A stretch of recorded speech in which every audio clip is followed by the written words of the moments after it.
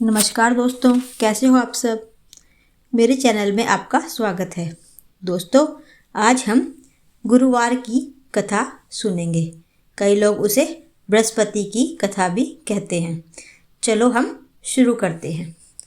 बहुत समय पहले की बात है। एक नगर में एक गरीब ब्राह्मण और उसकी पत्नी रहते थे। ब्राह्मण बहुत ही सरल, शांत और धर्म में विश्वास रखने वाला था। वह हर गुरुवार को पूरे श्रद्धा भाव से बृहस्पति देव और भगवान विष्णु की पूजा करता था। वह सुबह जल्दी उठकर स्नान करता, पीले वस्त्र पहनता और केले के वृक्ष के सामने दीप जलाता, चने की दाल, गुड़ और केले का भोग लगाता और पूरे मन से व्रत कथा सुनता था। लेकिन उसकी पत्नी बिल्कुल उसके विपरीत थी। उसे इन सब बातों पर विश्वास नहीं था। वह कहती थी कि इन सब से क्या होगा, और गुरुवार के दिन ही वह झाड़ू लगाना, कपड़े धोना, घर की सफाई करना शुरू कर देती थी। ब्राह्मण उसे बार बार समझाता रहा, गुरुवार का दिन भगवान बृहस्पति का होता है, इस दिन नियमों का पालन करना चाहिए, लेकिन वह उसकी बात नहीं मानती थी।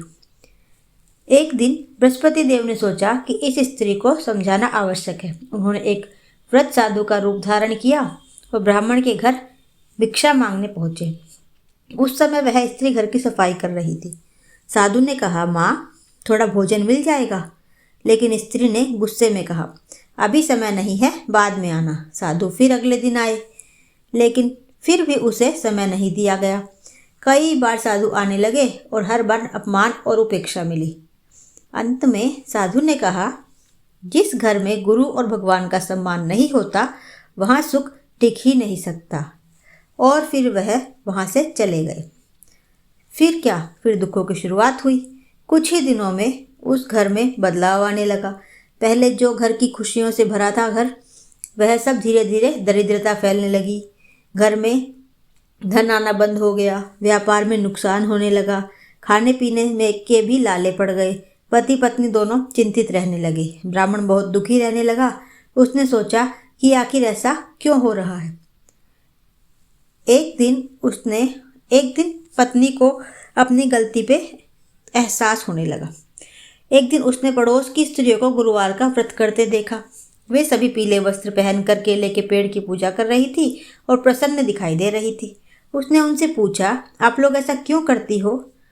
उन्होंने बताया कि यह बृहस्पति देव का व्रत है, इससे घर में सुख, धन और शांति आती है।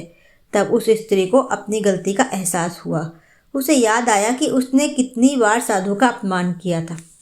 सच्चे मन से व्रत की शुरुआत करना। अब उसने निश्चय कर लिया कि गुरुवार का व्रत करेगी। उसने स्नान करके पीले वस्त्र पहने, केले के वृक्ष की पूजा की, चने की दाल और गुड़ का भोग लगाया, सच्चे मन से क्षमा मांगी, हर गुरुवार नियम से व्रत करने लगी। उसके व्यवहार में भी बदलाव आ गया। वह अब विनम्र और शांत रहने लगी। कुछ समय बाद बृहस्पति देव प्रसन्न हुए। उन्होंने उस दंपत्ति को आशीर्वाद दिया। घर में फिर से धन आने लगा, घर में सुख शांति लौट आई, सभी कष्ट दूर हो गए, जीवन पहले से भी बेहतर हो गया। गुरुवार को बृहस्पति देव का व्रत करने से जीवन में ज्ञान और समृद्धि आती है। गुरु और भगवान का अपमान कभी नहीं करना चाहिए। श्रद्धा और विश्वास से किया गया व्रत कभी व्यर्थ नहीं जाता।